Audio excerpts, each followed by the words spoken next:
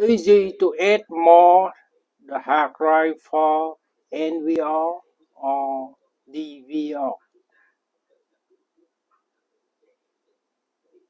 Open the NVR cover and add more the hard drive for recording a long time.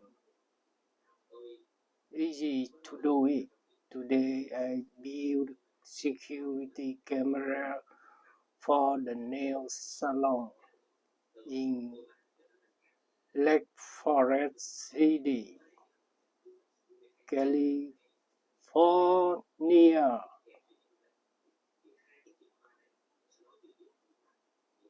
Thank you all of friends. What my soul.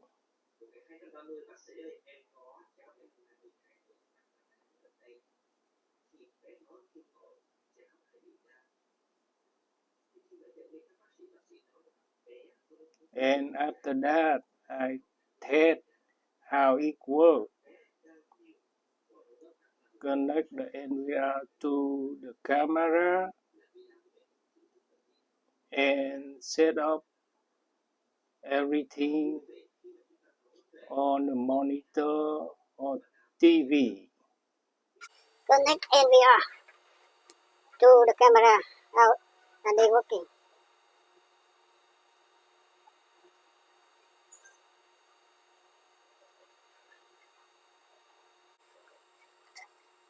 Connect. Okay.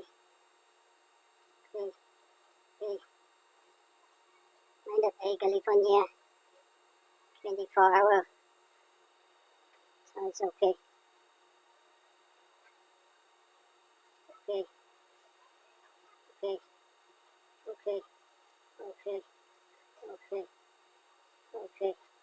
Right now it is working very well. Okay.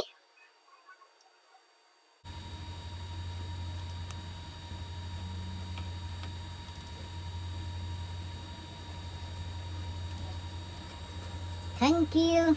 I'm done job today. Today build fitting camera for the nail salon. Là camera bỏ YouTube đồ chơi. Dạ, tự nhiên. Quay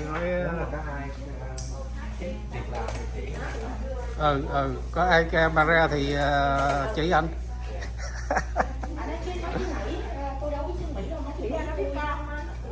Team Nail in Lake Forest.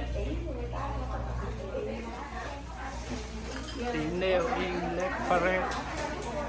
Lái bỏ hết rồi vậy con. Anh quay vòng vòng cái.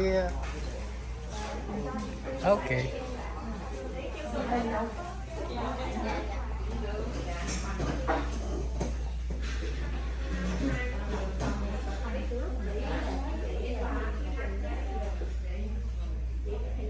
Salon nail.